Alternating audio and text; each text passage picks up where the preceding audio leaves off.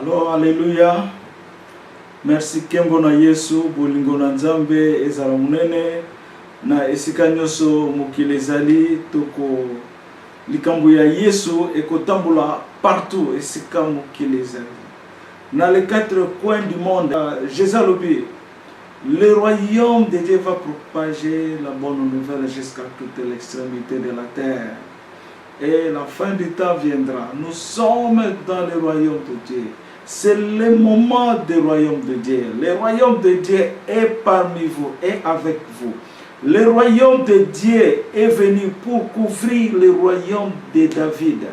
Jésus a dit, je suis venu sur Emmanuel de planter une autorité. Alors, autorité moko, yamwalande éco-régné.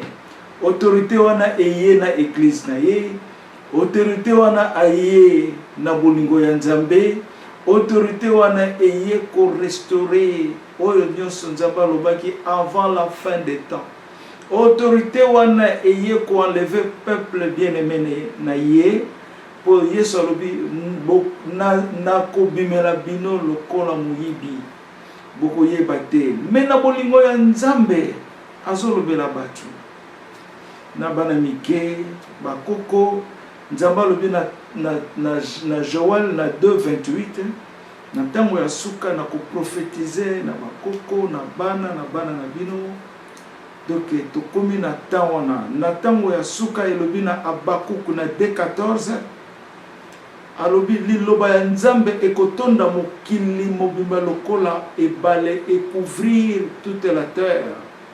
Mais na mona ki symbole ngo mo kilo yo mabele etondi ebale lokolo seya partout. Mais nazo mona gloire ya Jésus-Christ émeraude eza ko flotter na kati ya mai ezo tambola mai mobimba. Cela veut dire l'eau de la bénédiction est apparue. Toko pambola Nzambe na kombo na Yesu Seigneur to pambolio par la puissance de la croix que vous avez manifesté ton autorité, par la puissance de la croix que vous avez manifesté ta parole, aujourd'hui par la puissance de la croix que vous êtes venu ici, Emmanuel, de planter l'autorité, de planter la nouvelle église, de planter la nouvelle restriction, afin que Seigneur, ton peuple soit sauvé. Et Seigneur, je vous supplie, par la bienveillance de ton amour, Seigneur, touche le cœur. Seigneur, marche là où se trouve ton peuple, Seigneur. Touche toute leur personnalité, afin que nous tous nous réjouissons dans le bateau des royaumes. Nous réjouissons dans l'arbre de la vie, afin que nous soyons un en Jésus-Christ de Nazareth. Alléluia. Merci Seigneur, tu pamboli yona nyonso. Oyo sali yaboliko Nzambe. Oyo yeko sukisa Satan Nzambe. Na katia mokilo yo salaki. Au nom de Jésus, to pamboli na kombo monene, kombo eleki nyonso na likolo, pe na setolobi. Amen.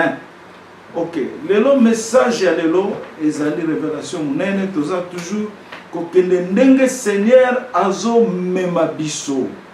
Tozo kende na volonté na biso te. Tozo kende ndenge Seigneur azo mema biso. Bon, nakoloba soso eloko moko za important avant na continuer. Nzambe salobi na eloko ça fait plus de 3 fois nenga alobaki pe na Bible. Alobi ba message nga nazo pesa yo ba révélation oyo.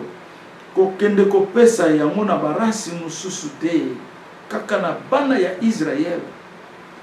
Bon, ce qui est sur le bico pesa yango na barasi mususu te azolo balangai. Donc na pesa yango na raso yo ngai nazali. Na pesa yango na barasi mususu te. Donc na pesa yango kaka na bana ya Israël. Donc na race Israël. Oh Yesu abengi, mes brebis connaissent ma voix au nom de Jésus. Alléluia. Tozala na esengo. Tozala na esengo bandeko na ngai na Yesu Kristo. Nazaya bino nzambatinde nga bino po ye azana ngai ye atelemini ngai po na asolo na bino aya kosalisa bino azongisa bino bana ya Nzambe abongisela bino nzela po lobi biso tutozana na lola au nom de Jésus. Message ya liboso ya moto zoloba to pemaki to sukaki te me to pemaki na sujet il y a alliance de Dieu à l'Israël, le peuple noir, peuple bantou. Tout ce qui wana na parlé qui sur les promesses, deux promesses, il y a Saint-Esprit, na promesse, il y a pardon. Tout expliquer qu'il y a bien, bamsupi bazana connaissance ya Saint-Esprit, mingi bazana connaissance ya pardon. Pardon ni ngolo bani makila ya Yesu ezongeli biso, ebimis ekomeli biso poto sukwama, poto bika, poto zwa révélation ya likolo. Omoni avant natanga révélation yo o nangina tanga la bino lelo, nangana lobelo mo très important. Promesse on nzamba pesi biso na Congo mingi ya munene eza pona lola pour Israël eza le peuple élu de Dieu ba botola ki biso race ba botola ki biso bénédiction oyo tozwa na Abraham lelo bénédiction eza na mindele mena bisabino bénédiction eza sona bango te bénédiction eza en Afrique. Donc Congo ezakaka pona ezali richité ezalaka richité ou bien ozala richité mais Congo eza pona epesa moto nyonso na mokili liloba richesse ya Congo ezali pona liloba oyo Emmanuel aye kotala mokili na ye lelo. Richesse ya Congo ezali signal pona kolakisa epai nzambe azalaka ezalaka munene, ezalaka trop grand, ezalaka pe incomparable. Yango no moni nzambe lelo azongi na mabele na ye, esika asalaki makambo nyonso bolanda yango na Isaïe 51 bomona ngo nzambe azakozwa ba position différente pona kosala bana Israël. Eza na Isaïe na verset 1 2 3 wana. Bon, lelo to kobanda to continuer na série ya Israël. C'est l'autre Israël. Amen. La révélation du 21-2017, le Seigneur adresse sa parole à son peuple. Si vous acceptez la promesse de Dieu avec un bon cœur, c'est comme vous venez d'être engagé par l'alliance de Dieu. Vous allez dire toi-même, j'accepte la promesse de Dieu et je suis déterminé de marcher par l'alliance de Dieu. Nzamba lobi, oyo andimi promesse aye kopesa biso, promesse ya Saint-Esprit, na ya pardon, oya yambi yango na motema malamu, ezali lokola asali engagement na alliance ya Nzambe. Alliance ya Nzambe ezali Jésus-Christ. Alliance ya Nzambe azali Yesu oyo azali lelo mokili mobimba na place ya Adam na Eve. Oyo ayeko botola Satan esika Nzambe asalaki. C'est ça qu'on appelle alliance. Alliance ezali marche, ezali masuwa, ezali convention, ezali contrat au nom de Jésus. Bandenge bele. Alors, sikoyo Nzamba lobi, oyo akoloba ye moko na kati ya motema na ye, ke nandimi promesse ya Nzamba yo pesi biso, pe nazwi yango na détermination na kati na nga mobimba, po na tambola na alliance na yo Nzambe, wana biki. To continuer, pendant que le Seigneur m'en parlait, je vis, le Seigneur m'a montré une image de son doigt qui est au milieu des 5 doigts de la main droite qu'on appelle le majeur.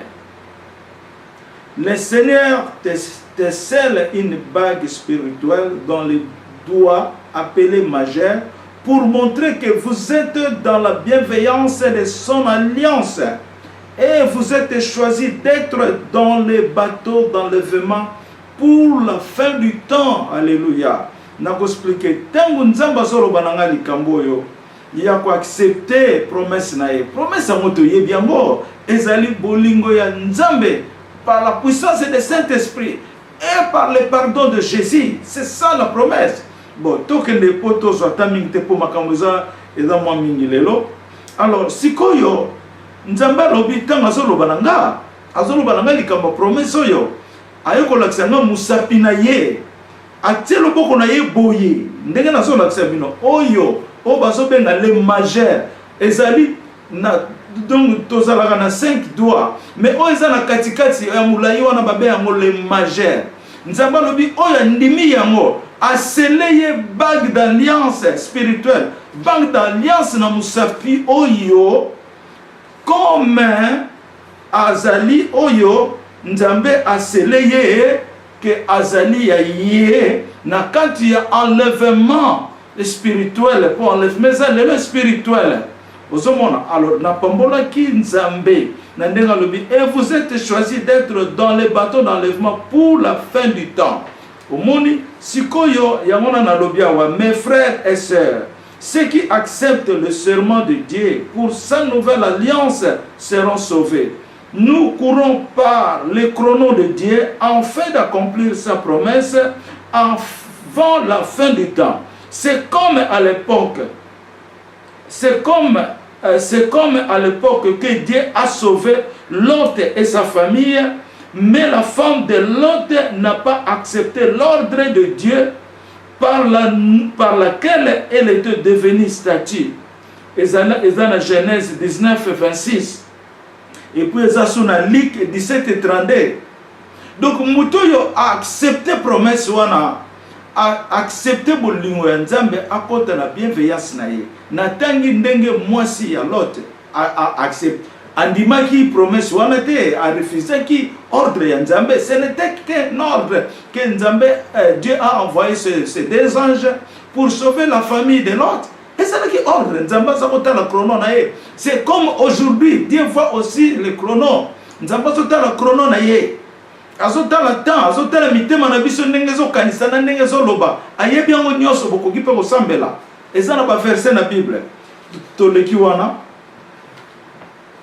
Par une vision précédente, dans le même chapitre des promesses de Dieu, le Seigneur m'a mentionné. Le Seigneur adresse son message au monde. Le Seigneur dit, c'est lui qui se tient debout et il vous parle de la bonne nouvelle. Elle est la parole de Dieu. Et même si le monde refuse de celui que j'ai placé de ma souveraineté, mais Dieu est là.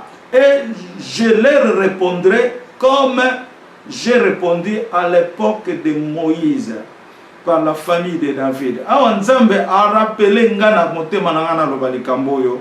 Nzamba lobi mutu yongana tie atelemi pona apesa sango malamu azali loba ya Nzambe. Ngana tindi ye po bondima ye boyamba ye. Oyo ako refuser ye. Mais Nzambe azana kati ya liloba na ye ndenge Yesu alobi na Bible en elle était la vie, la lumière des hommes. Nzambe alobi nazali na kati ya liloba wana muto bino bomoni azoloba na bino oyo ako refuser ye na ko répondre ndenge na répondaki na tango ya Moïse. To continuer. Ne voyez pas le monde matériel et physique, mais voyez que Christ Jésus, celle qui est revenu sur Emmanuel pour sauver ses brebis au nom de Jésus, pour sauver ses brebis perdues. Le Seigneur Jésus-Christ est le nouveau monde à la place d'Adam. Cherchez d'abord le royaume de Dieu. Dans le royaume de Dieu par le roi Jésus, toutes choses est là. Na côté la Bible, cherchez premièrement le royaume et la justice de Dieu, et toutes ces choses vous seront données par-dessus. Et ça, dans Matthieu 6, 33. En date du 14 mai, par ma vision, je vis qu'il y avait un multiple de dessins graphiques pour la nouvelle technologie, plus mieux que le Tour d'Eiffel en France. Et j'ai entendu le Seigneur a dit, les Congolais seront sanctifiés. Donc, na moni ba dessin graphique n'est pas ça la Tour Eiffel, mais il y a ça qui mieux que Tour Eiffel. Après Nzamba alobi, les Congolais seront sanctifiés. na leki o ezali promesse nzamba zo pesa na biso na Congo. Tokozala différent envers ces pays o bino lelo bozo fanda, bozo tika bamboko na bino bozo kende, mais bokozonga kana mabele ya promesse o ezali Congo RDC, o ezali le royaume Congo, le royaume royal de Dieu, le royaume spécial de Dieu au nom de Jésus. Na date il y a le 15 mai 2017, j'ai entendu la voix de plusieurs personnes dire Tozela Kayango eloko moko ya briske ekoya bokondi ya Congo. Nous l'entendons, un événement qui sera brisque, c'est la royauté de Congo. Tu peux répéter, on se souvient. O ezali vision nazui nazo yoka. J'ai entendu la voix de plusieurs personnes. Bato belé bazoloba makasi. Balobi tozela kayango. Eloko moko ya briske ekoya. Bokondi ya Congo. Amen, amen, amen. Nous l'entendons. Tozela kayango. Un événement qui sera brisque. C'est la royauté de Congo. Et quand ça la brisque, n'endenge batu bazo sala ba plan, n'endenge batu bazo kanisela, n'endenge batu ba likeli, eza ndenge wanate. Et quand ça la brisque, nzamba linga sa la surprise na bana na ye au nom de Jésus na leki. Pendant ma révélation, dans la même nuit, Pasteur Frédéric Kinsola nous a parlé dans l'assemblée des membres du royaume. Pasteur Kinsola a dit, Bino nyonso bozali komona ete boyambi prophète Élie vraiment. Mais tango moment na ye ekokoma bokoyamba ye makasi koleka. Na tango wana bato bakufa bakobanda koloba. Wana nazoyoka na révélation pasteur na biso na royaume pasteur Frédéric azoloba likamona, est-ce que bino vraiment boyambi prophète Élie? Est-ce que bozo yamba ye? Mais tango moment na ye ekokoma bokoyamba ye makasi, na tango wana batoyo bakufa bakobanda koloba au nom de Jésus. Nangi na lobelo mo pona passer na passage oyo. Nzamba loba na ngelo moko o na partager na bino. Nzamba loba na ngai yebisa peuple na ngai basambela nga boye. Oh mon Seigneur, faites que ton plan règne sur moi. Alobi lisusu, oh mon Dieu, agissez sur moi. Biloko na mibale. Ya liboso, faites que ton plan règne sur moi. Elingo loba nini? Ezali tangu yono no botemite nzamba sa yeba yo. Nzamba sa yeba yo kozala nane. Esa kokisa yo, asala plan na yo. Mais tangu to bota manga na mokili, plan ezala ka dévier na ba ndenge belé to opesa boyebi yango ezala ka dévier. Alors siko nzamba lobi yebisa peuple nanga basenga kanga likambo na pongai pe nzambe na kokisa plan na bango ndenge na sala ki pona bango. Donc, oh mon Seigneur, faites que ton plan règne sur moi. Kokisa plan na yo salaki ponanga e kokisa manangai. Eza la déviété. Na mona yango. Mama nanga na papa nanga bandeko nanga to mona yango. Ba voisin nangai. Et pas ina salaka to mona plan wana. Au nom de Jésus. Bosenga yango. Ayo koloba loba lisusu. Oh mon Seigneur Dieu, faites que tu agisses sur moi. Donc agissez sur moi. Eza exemple on a passé. Il y a pasteur Frédéric Kinsola. Au moni pasteur Frédéric Kinsola na révélation mutazolo banabiso na kati ya royaume. Alobi que papa prophète obino bozomona boyambi vraiment. Mais tango moment na yeko koka bokoya. Donc Nzambe azo parler à travers papa Frédéric. Donc le Saint-Esprit a l'attaqué papa Frédéric pour dire que papa Frédéric, Dieu agit sur papa Frédéric. Nzamba koko pesa yo mbongo posali sabatu. Dieu agit sur toi.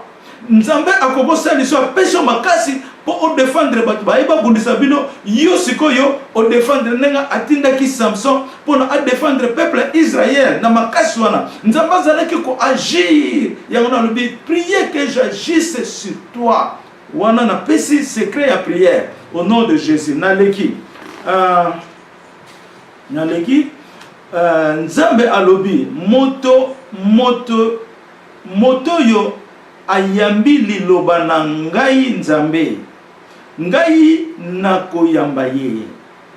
Nzambe alobi oyo ayambi liloba na ye, pour nazara clair, oyo ayambi oyo azoloba na bino, qui est la parole de Dieu, ngai Nzambe pe nakoyamba ye. Na continue, Nzambe a déclaré alobi mwana oyo azali mwana na ngai, azali Emmanuel, azali na kati na ngai Nzambe. Nzambe a déclaré yango. Je répète, Nzambe a déclaré alobi mwana oyo azali mwana na ngai, azali Emmanuel, azali na kati na ngai Nzambe. Amen. Mercredi le 16 mai 2017 vers 20h30, nayoki Nzambe alobi le trône du Seigneur Jésus-Christ. Nayoki alobi le trône du Seigneur Jésus-Christ. Ce qu'on a continué dans la révélation, par ma révélation, j'ai vu une croix pointée debout sur la terre et se positionner derrière le trône de Dieu. À côté du trône de Dieu, sur le sol, une rivière s'est déployée. Cette rivière se vit devant moi avant la gloire de Dieu et brillait abondamment. Sikoyo na monaki, comment on en français, mais na monaki, croix était l'ami, ya moulaï, mais croix na après na yoko mona trône ya Nzambe, ezalaki wana, mais croix ezalaki na sima, lokola na sima na ngabo. Sikoyo tango naza ko observer yango, nazo mona ngo boye penza. Et ça te que vision, ezalaki vision te révélation te. Non, eza révélation, mais ezalaki vision comme nazo mona, mais nazo mona ngo boye lokola ndenge nazo tala bino boye. Donc nazomona boye que croix ezawana na moni trône ya Nzambe ya Jésus, et puis na moni rivière na côté ya trône wana ezo couler mais ezalaki pembe lokola cristal ezo ngala makasi. Sikoyo yango na totuni question côté que on attend pour ezali na Apocalypse 22. Apocalypse elobi nzete na ba feuillage nango. Et puis, trône, il y a Seigneur, soit le trône du Père et du Fils, et puis, rivière, et ça, couler, mais Nzamba lobi que, makasa, il y a nzete wana, et zali pour la guérison. Mais dans la révélation, na moni, au lieu de l'arbre, na moni croix, et telami, na sima ya trône, il y a Jésus. Alors, donc, cette croix, ezali nini pour na bisolelo. Rivière wana eza koleka wana ezali nini? Croix ezali sacrifice ya Jésus par la puissance du Saint-Esprit, parce que c'est le Saint-Esprit qui a manifesté cette puissance. Et puis la rivière de Jésus ezali rivière oye ko purifier biso. Bon pona lo balso bien na zonga sima. Arbre wana ezolakisa croix ezali arbre d'autorité oyo Yesu aye ko pointer na mabele sur Emmanuel. Et il y a une forme ya arbre, mais arbre wana ezali croix. Arbre wana ezali croix. Bon, rivière ezali pour la sanctification, purification et pardon. Par le sang de Jésus. Oh, Nzamba pesi biso parce que dans son monde boye. Bon, on a expliqué révélation. Cette révélation nous montre l'ère de Jésus-Christ est présente maintenant par laquelle le chapitre des révélations 22 est accompli au nom de Jésus. Cette révélation, la croix nous présente comme l'arbre dans le verset 2. Cet arbre nous montre une seule autorité que le Seigneur est venu sur Emmanuel de planter une autorité. Et la rivière nous symbolise la purification par le pardon que Dieu nous donne par son Fils, le Seigneur Jésus-Christ. C'est pour cela que le Seigneur Dieu nous a donné la promesse de l'Esprit Saint et la promesse de pardon pour être sauvés par son alliance. Au nom de Jésus, tu continues. le 19 mai 2017 vers 4h du matin, awa Molimo Santo alobi na ngai Elinzeza ozali na kati ya bolingo ya Nzambe. Bon, nalingi na rappeler likambo batu ba kaka pona nini kaka aloba kaka ndenge Nzambe alobaka na ye eza komikubisa manini te. Soki tolandi ndenge Nzambe azoloba na David, ndenge azoloba na ba prophète mosusu. Dieu est amour d'abord. Lelo yo soko za na mbali na yo, mwasi na yo. Est-ce que on lobane kaka tango bala ki bosala ki mariage? Olobi na yeke ngana ndako chérie, soki kaka wana. Quand tu as l'amour de ta femme, soit de ton mari, tu commenceras toujours à parler de bonnes choses à ta femme, à ton mari. Eza na suka te. Est-ce que amour eza na suka? Parce que amour wana ezo pesa yo kaka posa nana kisayo ke na lingaka yo. À tous les moments, na l'air aux malades, na l'air aux bientôt, aux tambulatés, aux andélinines, mais je continue toujours à t'aimer. Avec ça, non, c'est l'amour de Dieu à son fils Elinzeza.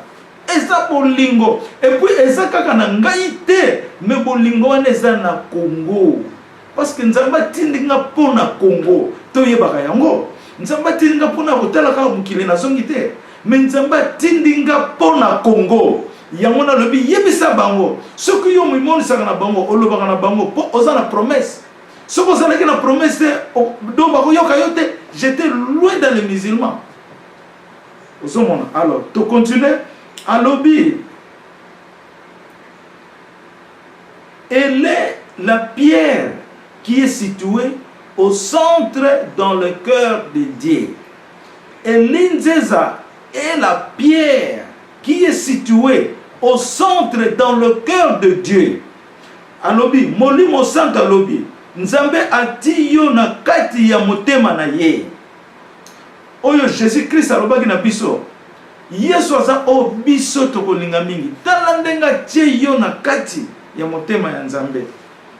J'ai remercié le Seigneur en disant: Papa Majesté, ton nom est ma lumière, ton cœur est toute ma vie, par lequel je me réjouissais avec toutes les qualités de la vie à cause de ton amour. Amen. L'Esprit Saint a dit, la lumière de joie israélienne, l'Esprit Saint parle, bolingo na ye ekotelio tanga yango na Genèse 35. Je répète ici, Nzamba lobi, la lumière de joie israélienne, lumière ya joie israélienne. Nzamba utilisé français wana. Joie israélienne ezanini.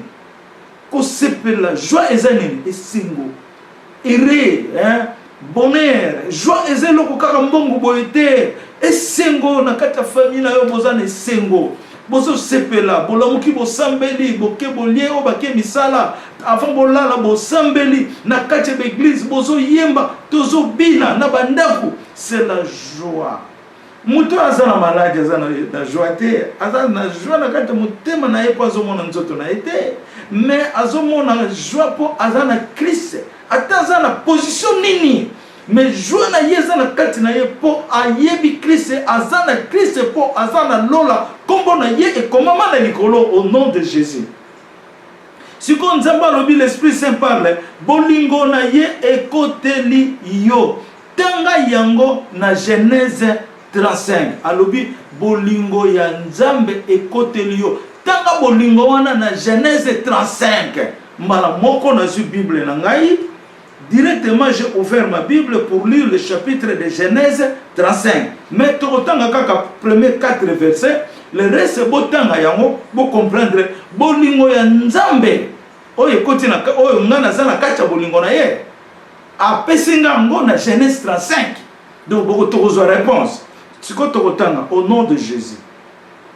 Dieu dit à Jacob, lève-toi, monte à Bethel et demeure y. Là, tu dresseras un autel au Dieu qui t'apparut lorsque tu fouillais Esaü ton frère. Esaü ton frère. Dans le verset 2, Jacob dit à sa maison et à tous ceux qui étaient avec lui, ôtez le Dieu étranger qui sont au milieu de vous. Purifiez-vous et changez de vêtements. Nous nous lèverons et nous monterons à Bethel. Là, je dresserai un autel au Dieu qui m'a exaucé dans le jour de ma détresse et qui a été avec moi pendant le voyage que j'ai fait. Naïb Sabino, Elingolo Banini, Tokopé sa raison nango. Bino peut bon méditer. En vérité, nous avons salobé déjà. Elle, oyo bazo benga alpha omega. Albi comment na libango yo alpha omega. Nana lobi nako komango ndengi nini. Libanga za munene lokola ngomba nako koma yango ndengi nini. Seigneur alakisinga schéma ya alpha omega. Bo wana nde nazo pesa bino ndenge penzamba lobaki na nga koma alpha omega na libanga oyo. Elinzeza va établir une pierre qu'on appelle alpha omega. Ndenge Jacob asalaki, c'est la même mission qui continue au nom de Jésus. Si qu'on a verset 2 à 3, ndenge Jacob alobi botika banzembe na bino étranger. Bolanda ngai toza l'ensemble na nzambo yanga oya bengi nga pona selela yotel. Yango nga na pesi bino message na peuple congolais, peuple RDC, peuple royaume Congo, peuple de royaume royal de Dieu. Naso pesi bino message yango yo. Botika oyo nyonso eza idolâtrie. Oyo nyonso eza ba science occulte. Oyo nyonso tout ezali eza kotengimisa yo na to bato na nzela. Que soko koti et que kokwesa yo et que kopesa ko malade. Ba église mususu bo faites attention parce que nous avons déjà ça l'on église na ya sika. Donc biso tozala ensemble et c'est comme moko poto cultiver hôtel o nzambe alobi tosala ya alpha omega et sika na ba kobenga kango siyo et nzambe alobi nanga et sika wana ba chrétien nyonso ya mokili mobimba bako ya ko sanganaka pona ko reconnaître Jésus aza alpha omega, il est le commencement et la fin. Na avant de continuer awa nangena yebisa bino que Jésus a déclaré ngai alobi na ngai mon fils, lève-toi, la vérité est à côté de toi. Pona nini alobaki yango pona nini nasaki na musala nazala kotanga ba documentation ndenge royaume Congo ebandi parce que namonaki nzambe c'est qui 2 ans namonaki nzambe azo parler nga sur le royaume Congo siko na bando sala ba recherche na ngai mingi na royaume Congo mais tant nazo sala ba royaume ba recherche na nga na komaki esi nazolo ba vérité nazolo ba solo na komaki siko na site ya mwana seme bon na yoka ika siko tango na tele site na ye na moni pe azana image ya royaume na ndenge na ye na moni pe azo nazo mona zo expliquer bien na ndenge na nga na moni ndenge azo koma na mona kiango bien mais Nzambe a intervenir à lobi na nga mon fils lève-toi la vérité est à ton côté à côté de toi. Mbala moko na kangi ba documentation na zako sala na internet na tiki banda jour wana na linga ko se documenter na likambo Nzambe alobeli ngai te. Yango na tuna kanga question qu'est-ce qu'un prophète? Yemoko répondre un prophète c'est un homme de sens qui vit par l'esprit de Dieu. Prophète azali muto azana intuition azana sens azana appel na kati na ye likambo nyonso ye azako vivre na yango ezako wuta na molimo santo. Un vrai homme de Dieu. Na lobi bien un vrai homme de Dieu. Bolanda ngai. Yango na Nzamba lobi Elise zali homme spirituel de la lumière et pose homme spirituel physique. Donc naza lumière, naza physique. Alobi nanga, ce qui muto yepembeni na yo, ako sentir yo oza esprit. Après tant à ko critiquer. Pour azomona o nga nazo lingate. Ya on se pela na moté parce que je veux vivre dans la vérité. Ta na ebisabino na robaki pelo ko na vidéo na auto sala dernièrement. Mutu akoki ko yeba liloba ya Nzambe. Mais eza na valeur ce que zo pratiquer yango. Mais mutu oyo ayebi liloba kaka muke ya Nzambe ou bien ayebi kaka kombo ya Jésus asa biki na ye. Parce que aza ko pratiquer Jésus. Azo senga Jésus la kisanga ndengo zali. Jésus na lingaka yo na lingi ozala na ngana mutema na ngai. Ayebi Bible te, ayebi ka ko yoka ndenge balobaka. Nuwana abiki koleka muto ayebi ba verset belé mazo pratika mote. Nazo yebisa bino. Oyo asa ko impressionner batu o na sala miracle. Ba miracle yozo sala est-ce que vérifier mo ce que utawa. Au nom de Jésus. O vérifier yango. O vérifier yango. Non. Pour Satan abima na mukilo lokola Nzambe père. Nzambe pesa yetan mais Jésus aye pona akata mutu na ye. Tchai na prison au nom de Jésus. To continuer.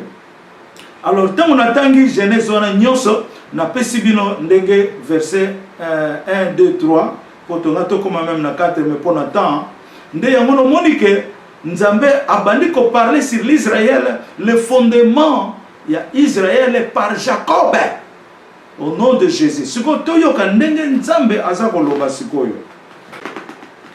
Toyoka ndenge Nzambe azoloba après avoir kotangisa ngai Genèse 35 mobimba. Nzambe alobi ngai na pamboli Nzambe na pamboli yo Nzambe na yambi bolingo na yo libela na mobimba na ngai pe na famille ya Israël. Na continuer. Le Seigneur dit à Élie Nzeza après na yoki Nzambe alobi na nga na anglais. Alobi na nga na anglais pe alobi na ngai na français. Alobi the Lord spoke to Elijah Nzeza said you become the name of the nation. Alobi en anglais. Après alobi sur en français tu deviens le nom de la nation. C'est comme nous on a mis une question pour nini Seigneur alobi nga en anglais.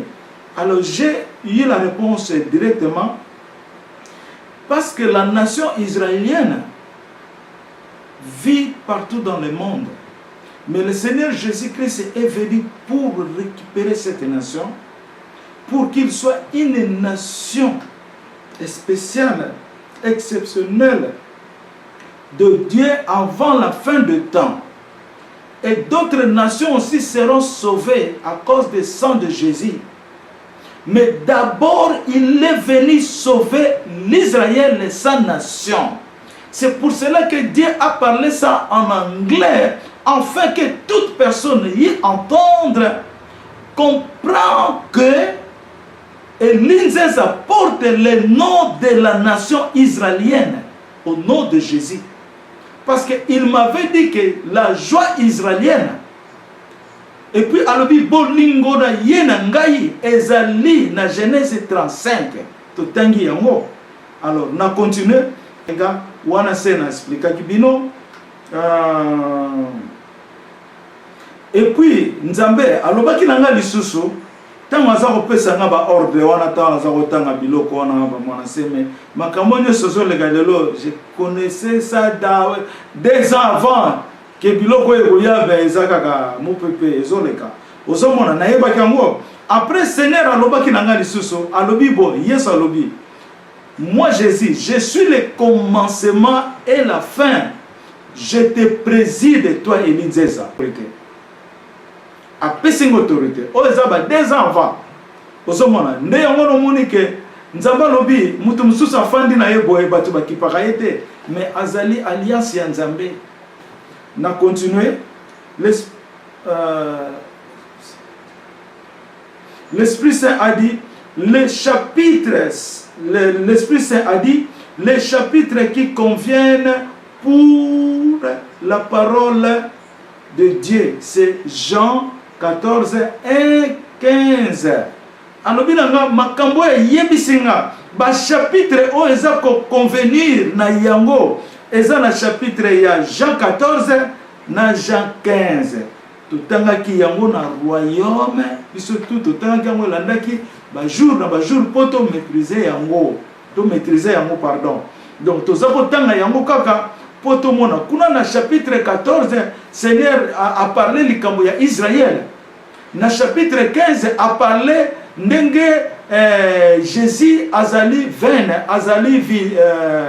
azali nzete biso toza ba branche na ye toza ba sarment Jésus lobi to kangami na ye nous sommes des sarments sans Jésus sarment na ako créer ako produire ba fruité ozomona. Donc Jésus a pesi biso sikoyo ba instruction ndenge tokozala na ye photo kangama na ye botanga yango malamu na Jean 14 na Jean 15. Donc na Jean 14 c'est le fondement de l'Israël, mais surtout na Jean 15 ezali sikoyo le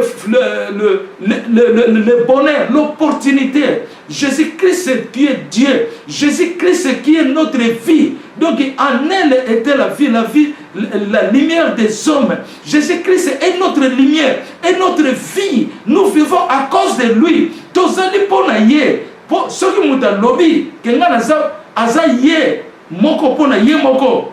Yesu aza pona ye te na ebisibino. Tuna question pema oyo zanango eza nani? Soki nzamba longolo pema wana esili okeyi, mais soko o tembe okomona yango ndenge na zo biso que Jésus-Christ est la vie qui est en toi, cette grâce en Jésus-Christ de Nazareth. Noé a pesi batu fi na mokili, a pesi famille na ye. Bon Yesu a pesi biso fite. Na pasi ya monaki. Au nom de Jésus. Abraham a pesi Lot fi. Lot a biki pon Abraham aza ami ya Nzambe. Bongo Jésus a pesi biso fite. Makila oyo Yesu ayeki na mweza nani? Ya Nzambe ye moko. Jésus est venu dans le sang de Dieu. Azali ye moko même père, même Emmanuel. Mais pour Nzambe ami kaboni boye na mabele mena likolote. Donc tout ça pour continuer. Tango na tangi yango esili sikoyo ndenge na ebisibino totanga l'Esprit Saint a dit les serviteurs des très hauts. Oh, alléluia. Alléluia. Alléluia. Alléluia. Alléluia. Alléluia. Alors, sikoyo tokomi na chapitre oyo, le Saint-Esprit alobi na ngai, alobi ngona minoko mine, alobi the Holy Spirit has come to see his world. Alobi na français, le Saint-Esprit est venu voir son monde. Alobi la lingala, na français d'abord. Alobi so na français alobi deux fois. Alobi Emmanuel, alobi na Saint-Esprit, na troisième ayokoloba Emmanuel. Emmanuel est venu voir son monde qu'il a fait. Emmanuel ayekotela mukili na ye oyo asalaki. Au nom de Jésus. Toloba amen. Alobi lisusu na lingala, na siko alobi na lingala. Emmanuel aye kotala mokili na ye oyo asalaki. C'est terrible, hein? C'est terrible. Na ebisibino c'est terrible. Eza makambo sakanate. Oyo azomona ngoza liseki. Azomona ngoza eloko pamba. Nzamba zalaka pamba te, nzamba za koka. Soki yozomona oyo ezeloko pamba, yonde zeloko pamba, mais lilobe zeloko pamba te. Je vous dis la vérité. Soki yozomona ke ezala moko sakana, yonde osako sakana, mais lilobe sakana te. Lilobe sakana te parce que le Saint-Esprit soit Emmanuel et le souffle par la parole de Dieu. Tant nzamba zoloba. Souffle wane zobimana, c'est Emmanuel. Azana kati ya vie ya Nzambe. Faut bien connaître ça. En quelque part, on peut parler comme haut-parleur. Haut-parleur, écoute, ça détaché. Mais il y a Azana Katia Bonzambe. Ce qui nous a malobité, il y a un lobate. Donc, Nzambe a sali et l'autre nion son amukilo. Par Emmanuel, le Saint-Esprit. Au nom de Jésus. Awanzamba Lobi. Si vous étiez toi-même, vous devrez être comme des anges. Ceux qui bozala qui bino moko. Boza associé na banzambe wana te. Boza associé na idolâtrie te. Boza associé na matériel te. Pour le matériel comme idolâtrie moderne. Na ibsabino lelo. Et loko yozo linga mingi koleka nzambe. Et comme idolâtrie moderne. Ah, nga suki yango te na kola tate. Tena ndenge no uniforme. Et comme idolâtrie. Ça là yango bien sûr, mais yeba que Jésus-Christ est au-dessus de toi au nom de Jésus. Il faut to linga Yesu mingi koleka makambo nyonso na mukile. Ozomona. Bon, to continuer. Yango na nzamba lobi soki ozalaki yo moko bolingaki bozala lokola ba angelu abandi bien soki ozalaki yo moko na singulier et vous devrez être comme les. Donc on a tient la prière et nous le banner. Et nous le banner. Parce que révélation est bandaka individuelle. Et cette révélation à toi, le plan de Dieu à toi, va reproduire sa mission pour aider la nation, pour aider ta famille, pour aider tes voisins, aider les hommes de Dieu. Il y a un économie universel. Mais quand ça vient, nous avons pour vous dire la vérité. Nous avons une présentation. Mais tant que ça n'est pas banda, et que matin sous échelonnement sous. Alors, si vous êtes un individuel, vous avez des zananga, nazo sanabino, nazo témoigner bino nzambe ngazali bolingolaye. Et un individuel.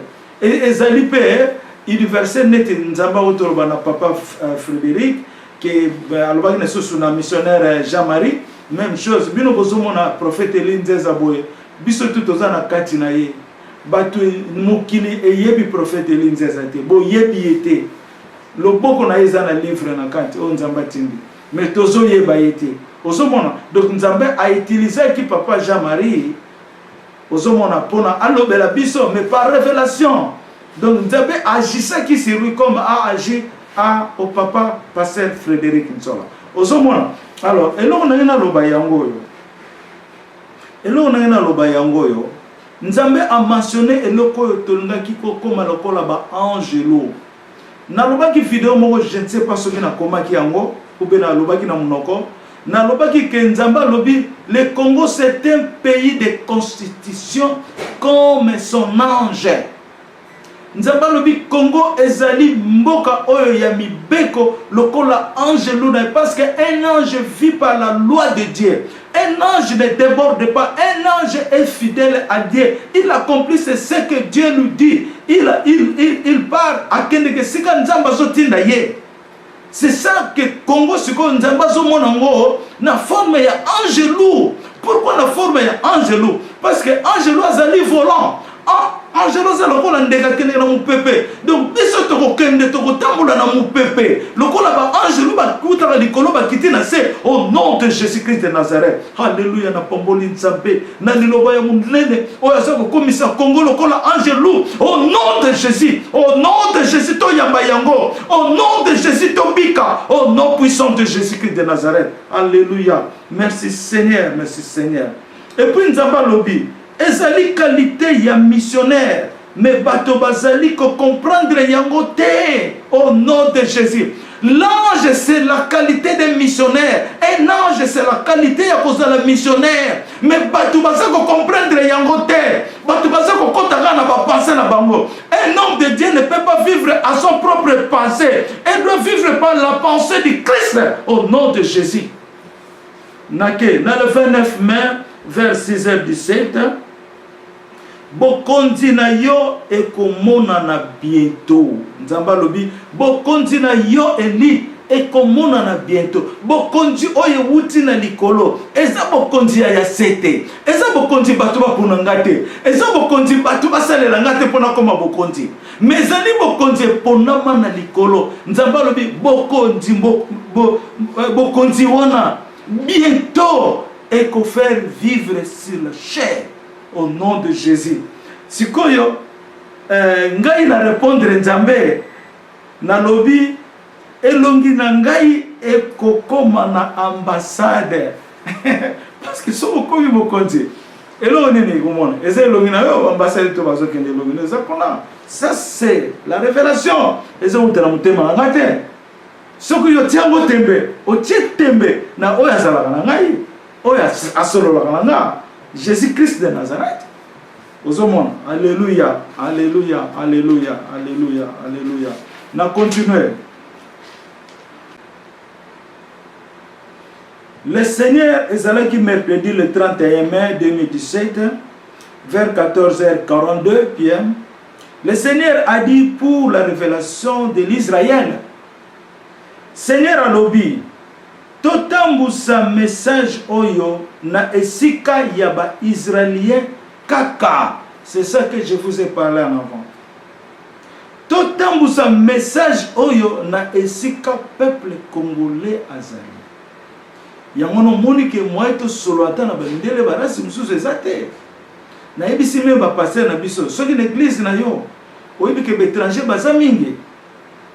Soki baza ba américain noir baza ba bantu na biso baza ba noir ba israélien ceux qui baza hors israélien ko pesa message ote pesa ba ngo d'une autre façon yo ko wo sagesse nzambe mais bazo ngote po ezala ba secret ezala message ye po peuple na ya telama ezala message zo ya na ba fongola na kati na yango mundena ko yoka yango pe biki tala leur batu ba kimaka bazo luke sika ba kende ko se sauver hein. Et c'est la priorité zali. Bato nyoso bazo kende kuna o ba woni likokota ezala race nyos si babiki pe babikaka. Mais si konza ba ligi biso ba kolo race israélienne to bika liboso ya ngona nzamba lo bikolo ba yango na ba race mususu te ata bino moko bo panza ngona ba race mususu te loba na koko na yo ava koko na mutaninga kufa lobela ye akokende na lola nazo yebisa bino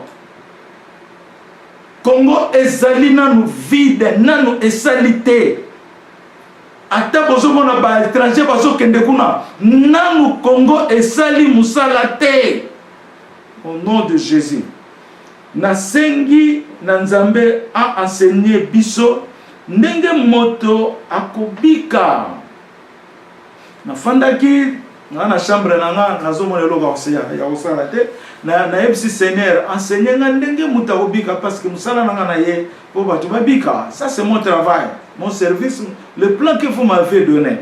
Na yoki nzambe alobi nanga no deux plans to loba deux plans alobi nzambe asali 4 catégories ya vie. Na 4 catégories ya vie nzambe alobi ya vie ya liboso alobi nzambe asali biso na Emmanuel, donc le Saint-Esprit. Nzambe asali eloko nyonso na mukilo par Emmanuel. To yebi amobia. Ya nde on a lobi nzambe asali biso sur Emmanuel, par Emmanuel disons. Yami balé alobi l'attente de notre renouvellement. On les a dit deuxième catégorie ya mutarobika. Mais troisième na quatrième nationalité to ça pour méditer yango. Ozomona. Donc l'attente de notre renouvellement. Tango ba sali biso na Emmanuel par nzamba sali biso par Emmanuel to komi batute siko il faut to kota na renouvellement boza koyeba apôtre Paul alobi l'esprit de renouvellement alobi ngo mingi za na Bible